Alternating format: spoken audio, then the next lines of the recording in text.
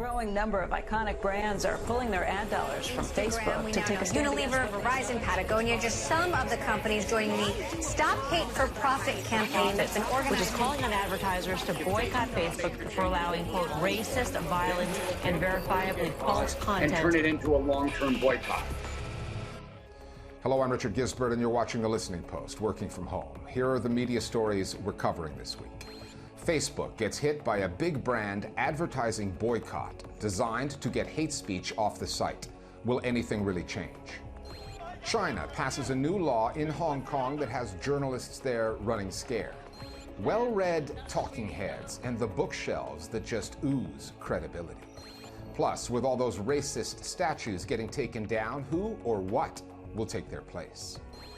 The two biggest news stories of 2020, the pandemic and the racial inequality protests, have triggered what the United Nations calls a tsunami of hate speech, a surge in xenophobia online.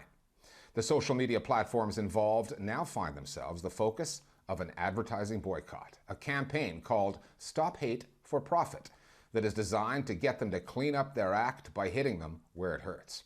The primary target has been Facebook. For years, Mark Zuckerberg and company have resisted demands to take a more active approach, a harder line on moderating hateful content. 99% of Facebook's revenue, $70 billion last year, reportedly comes from advertising. However, given Facebook's size, this boycott is unlikely to seriously damage its bottom line, at least in the short term. There is another element in this story, the U.S. elections, just 4 months away now, and the Donald Trump factor, the problematic material this president posts on Facebook.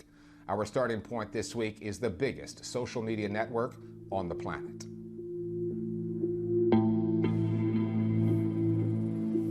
How big is Facebook? So big that an advertising boycott backed by major brands and a sudden $74 billion fall in the company's market value probably won't amount to very much. Today, I'm going to live stream publicly from our internal. But it got Mark Zuckerberg's attention. On June 26th, he went on Facebook Live to deliver a statement on hateful content, much of which consisted of familiar-sounding platitudes. We're able to identify almost 90% of the hate speech that we remove before anyone even has to report it to us. Zuckerberg did promise, however, to do more to ban openly divisive and inflammatory rhetoric, along with a new policy on flagging hate messages that's more in line with his rivals at Twitter. We're going to start labeling content that we find newsworthy, that might otherwise violate our policies. These are changes Facebook has long resisted. The company's hand was clearly forced by the ad boycott and the changing socio-political realities of 2020. We're in the middle of a global pandemic. People have been locked inside for months on end. And not only that, but we're also in a period of unprecedented civil unrest in the middle of a global pandemic. We've been seeing violence against people of color in the States for years now, but we've never seen the President of the United States openly call for that sort of violence. And we've never seen a social media platform actually tacitly admit that this is something that's okay. So I think people are finally fed up enough to say that this isn't okay. Facebook has been getting complaints about its relatively lax approach to moderation for years, not just in the US. The police killing in Minnesota that set off the racial injustice demonstrations and provoked threatening and racially charged posts from President Trump simply brought it to a boil. The brands that announced they're pulling ad money out of Facebook include some of the world's biggest: Adidas, Coca-Cola, and Unilever. But big brands don't dominate social media the way they do on TV. Smaller brands, medium-sized ones, and local businesses are where most of the money is. The organizers of the boycott, a US-based group called Stop Hate for Profit, maintain that ad revenues are just one way to measure the impact of their campaign. Our main goal is to stop hate and disinformation on Facebook. And this is impacting Facebook. We saw last week their stock prices drop 8%. We saw $15 billion go out of Mark Zuckerberg's pocket. Mark Zuckerberg was a billionaire before we started this campaign. He's going to be a billionaire once this campaign is over. The truth is that Facebook is going to have to reckon with this. So brands probably know that pulling a month's worth of revenue isn't going to put a realistic dent in anything that Facebook is earning. And you know, of the $70 billion that Facebook earned off of advertising last year, we don't know how much of that is coming from major brands like Coca-Cola, and we don't know how much of that is coming from smaller businesses. And the truth is, and Facebook knows this, these smaller businesses can't afford to leave the platform, especially in the midst of a global pandemic. Brand boycotts are always a bit of a performative gesture, that's certain, and we've seen that throughout the years. That said, they tend to be gestures that firms take quite seriously for the public relations hit that they do represent. We saw quite a significant bleed out of Facebook's market capitalization as the share price dropped. And we saw investors selling off stock at a time when the US economy is likely set for a fairly significant recession on the whole. So I do think that Facebook and others are watching this closely and taking it seriously. Advertisers value Facebook because it knows far more about its users than other platforms do about theirs. It can target them more effectively. Even though some major brands have pulled their ads off the site, they remain heavily invested in Facebook. Their ads are still being placed through what the company calls the Facebook Audience Network, which runs ads using what Facebook already knows about its users on a host of external or third-party apps. Everything from news sites to TikTok to Tinder. When advertisers pour money into Facebook, they can pour money into Facebook directly, or they can pour money into Facebook and then ads play on what's known as the Facebook Audience Network. So advertisers can use it and kind of rest easy knowing that their ads are going to be targeted using the same Facebook tech that they've come to know and love. And it also keeps the general public from knowing that an ad is technically running through Facebook's pipes. Facebook's advertising model is based on getting the attention of its users and keeping it. Inflammatory content works because it attracts all kinds, supporters to back it, opponents to fight it. In the limited content moderation Facebook does carry out, the standards are vague. The rules are applied inconsistently, and enforcement appears to be selective. Yet there are critics of Facebook who say the ad boycott, as a cure, is much worse than the disease. This is absolutely futile, especially on social media, given the scale of the communications. Even if certain speaker groups are completely removed, they simply find other social media platforms where they can continue to disseminate their hateful messages in ways that make them even more dangerous, because it then becomes harder to know about them, to respond to them, to make sure that the hateful ideas do not manifest in hateful or violent or discriminatory actions. Facebook is selling us and our eyeballs to advertisers.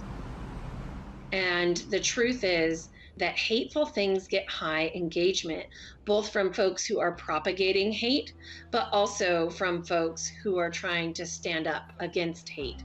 And so claiming that hate is not a part of the business model, they can say that all they want, but it's simply not true. Donald J. Trump is calling for a total and complete shutdown of Muslims entering the United States. Hanging over this story is the prospect of the U.S. presidential election in November.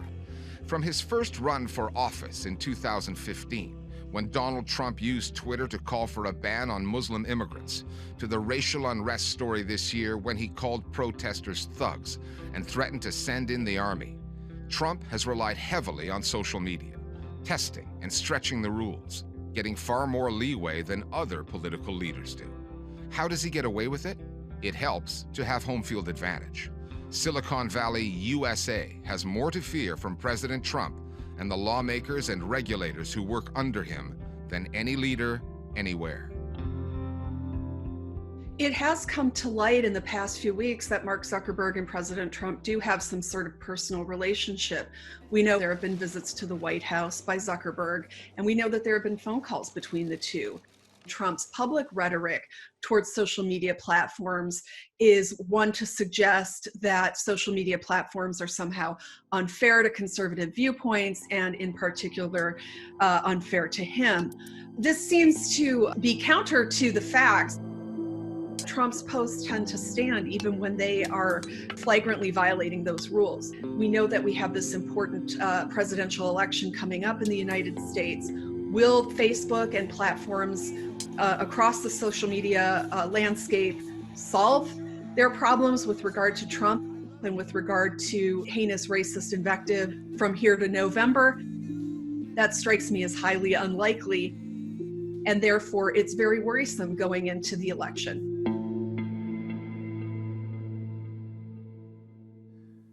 We're discussing other media stories that are on our radar now with one of our producers, Johanna Hoes. Joe, this past week, China imposed a sweeping new national security law on Hong Kong. What effect will this new law have on journalists there? Well, this new law truly is historic, Richard, as it marks a decisive break from the so-called one country, two systems principle under which Hong Kong has been governed by China.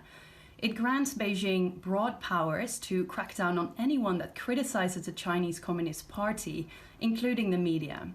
Now, the law criminalizes subversion, terrorism, and so-called collusion with foreign forces, but its language is extremely vague, and that is deliberate because it gives Beijing a lot of leeway to suppress free speech and silence dissenting voices, including journalists. Now, this past week, Richard, for example, the first person who was reportedly arrested under this new law was taken into custody just for carrying a flag that said Hong Kong independence. And what's this about Hong Kongers going online, finding some of their old social media posts and deleting them for fear of it being deemed illegal under this new law? Yeah, so a lot of Hong Kongers, including some very prominent activists, have either started taking their social media accounts down completely or have started deleting posts that either tie them to the protest movement or criticize China. Now, there are two other issues that really worry Hong Kongers when it comes to this new law. Firstly, where they will face trial, because some of them may well end up in a courtroom in the Chinese mainland, which may be a lot harsher in its judgment. Secondly, how long they could end up in jail for, as the maximum sentence for violating this law is life imprisonment. Okay, moving on to Iran now, where a journalist this past week was sentenced to death. What can you tell us about the case of Ruhollah Zam? So Zam had a Telegram account called Ahmad News, which he ran from Paris. And he covered politics, sometimes even posted embarrassing information on Iranian officials. Now, what we know is that Tehran accuses him of fueling anti-government protest in 2017. But what we don't know is how he actually ended up in Iranian custody. According to the NGO Reporters Without Borders, he was actually kidnapped whilst on a trip to Iraq almost 9 months ago. Since then, he has appeared on Iranian TV several times, expressing regret for his alleged crimes. Now, the charges are very vague, to say the least. He was found guilty of corruption on earth, which is language that is often used in cases of espionage or attempts to overthrow the government. This past week, he was sentenced to death, but there's no word yet on whether or not he'll file an appeal. Okay, thanks, Joe. With the pandemic forcing so many of us to work from home, all kinds of talking heads, news anchors, interviewees, pundits, and politicians have had to redefine their natural environments. So you've been seeing a lot of bookshelves. They're the perfect solution. They provide a little visual texture, they don't distract, and they create the impression, whether true or not, that the talking head has actually read the books, maybe even written some of them. Creating a backdrop is an exercise in self-branding. It sends a message and speaks to your alleged credibility before you say a word. This book flaunting has led to a new genre of media critique, bookshelf analysis. It was inevitable. The Listening Post's Phillips now on judging a person by their bookish backdrop. It's an irony for the ages, how this pandemic, this time of unprecedented isolation, has forced us, virtually, to invite strangers into our homes. I have Zoom meetings with my students. I broadcast my BBC radio programs from here, and interviews and presentations and things all from here. Making us consider things about our domestic spaces we've never thought of before. I'm no expert, but trying to ensure that you see there's a mirror behind me, that you can't then see like my boxes of cereal. For interviewers and interviewees, webinar participants and writers, suddenly it's all about the bookshelf. Let me show you all the bookshelves. Okay, there we go, up to the ceiling. A lot of people actually work in studies and have home studies, and particularly the kinds of experts that are called upon in television interviews to talk about areas of their concern. You know, often they're situated in environments that actually are full of books. But at the same time, you can also see when a background has been really contrived. The bookshelf is multifunctional. It is somehow neutral and professional, yet also personal. It conveys messages about who we are and who we want people to think we are. Over 50 years ago, Irving Goffman, a sociologist, thought about how do we shift from thinking about the world as being like authentic or fake, and instead, how is it more about being sincere or cynical? So he said, well, let's think about everything as a performance. Everything is like a stage play. I actually sit at that grey chair, on that grey chair, but for the purposes of any kind of videoing, I like to have a nice colourful backdrop, so I use this, which I change according to who I'm talking to, by the way.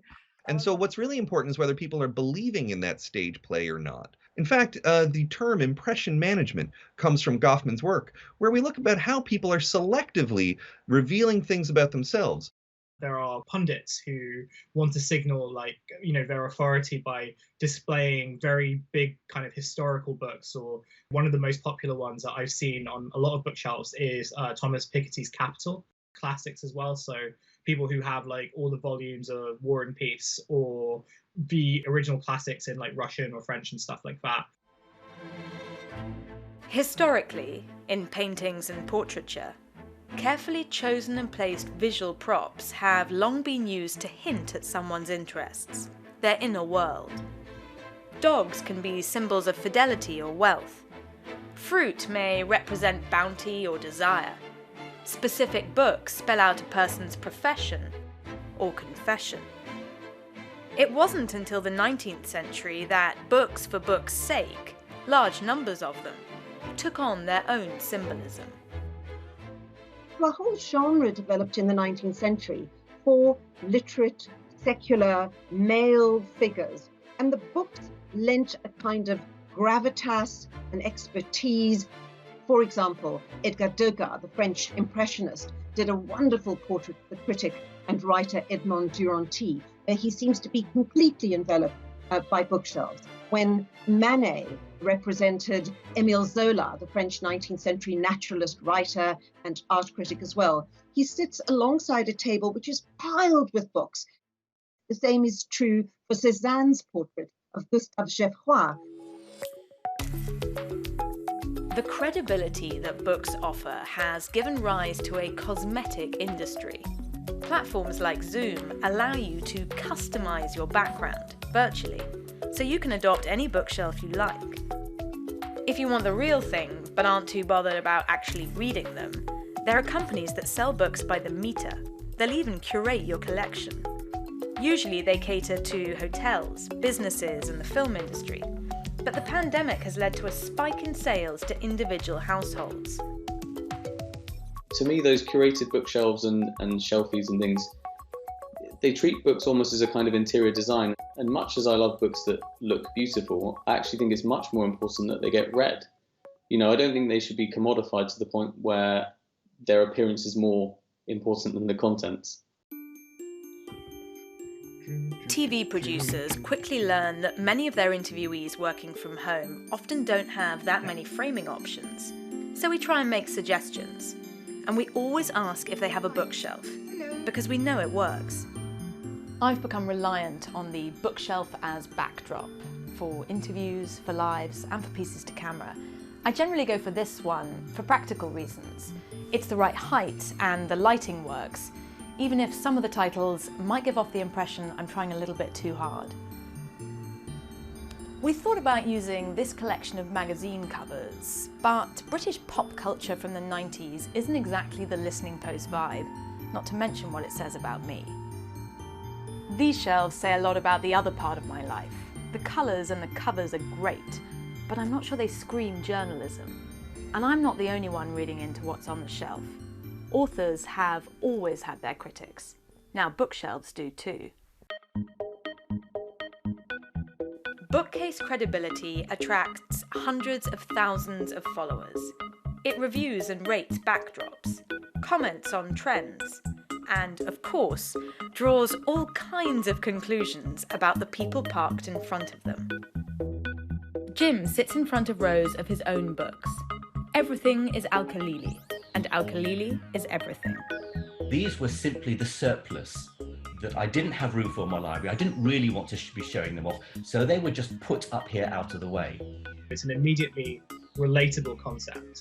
And it's also a concept that's quite fun. Bookshelves based on, you know, how messy or how clean they are, the color schemes, the ways in which hardbacks and paperbacks are, like, you know, separated or they're put together, and what they say about a person. Maya builds a mondrian out of her books and white space, distilling credibility to its purest elements. I got quite a lot of flack for having a bookcase that was color-coded. Some of the comments I've had are just like really, people are seem to be incandescent with rage, or use it as like a way in to then critique whatever my analysis is. I think what makes bookcase credibility so funny is the way that they extrapolate so much from so little information. One of their really brilliant tweets about Owen Jones, where he has a couple of bookshelves behind him and they're described as being like two henchmen who are sort of overseeing the conversation and policing it to make sure that it goes Owen's way. And I think they've got this wonderful way of sort of taking an element of truth and then just spinning it out into this almost a kind of a fantasia about what the character's about. Gideon Haigh gives us a decent chance of guessing his favourite sport with this majestic display. It's simply because I face this way that you see my cricket books in the background, and I think my head's sort of haloed by cricketers beginning with the letter B and C. It's not particularly because I'm particularly interested in those ones. It just happens to be there at around about head height. Our presenter, Richard Gizbert, got the bookcase credibility treatment a couple of weeks ago, perhaps their way of declining our interview request. Richard Gizbert seeks to put us at ease, as if he's invited us back to his hotel room to see his credibility. If things go well, he might give us a song. I mean, they read a lot into the acoustic guitar, which I never play. All I do is play my electric guitar, my Telecaster, but our cameraman wouldn't let me use that because he likes the wood grain in the shots. So, you know, we make compromises whenever we make television. It doesn't matter whether we're in a studio or we're at home. People draw these widespread conclusions, and there's very, very little flow that you or I can do about it. So, Richard, do you agree with B Credibility's assessment of you, or do you think you want to contest it? I would say their assessment would be harsh, a little snide, but ultimately fair.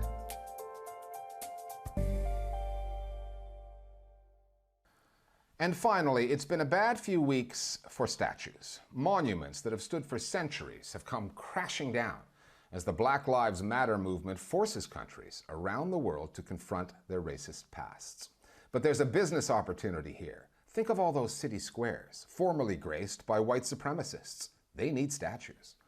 An Australian comedy group called The Chaser has come up with a few ideas on how to fill up some of those empty spaces that all those slave owners who have fallen out of fashion left behind. We'll see you next time here at the Listening Post. Hi, my name's John, and I make racist statues.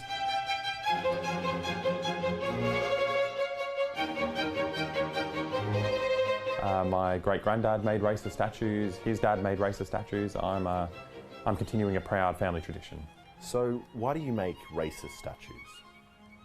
Well, look, there's not a lot of work in statue making, you know. As soon as you put up a statue, you can't really put up any more statues in that same area. You know, it gets too crowded, congested. It's just a nightmare, really. So our business model, we've been making racist statues. So the idea is that someone's going to want to tear it down because it's racist, and then we get commissioned to make a whole new statue. Pretty good. Yeah, we've done all the big ones. We did Captain Cook, pretty proud of that one. We did the warlord, Lachlan Macquarie. He's the guy who hung all those Aboriginal people off trees. We did the drug dealer, Queen Victoria. She just kept killing Chinese people until they'd buy her opium. She must have starved like millions of Irish people. These are all the things we look for when we're trying to make racist statues. Have you encountered any difficulties with your business? It's gotten harder, yeah. These days, you put up a racist statue and suddenly just like heaps of cops from all around the city just come around to protect it, making it really, really hard to get more work.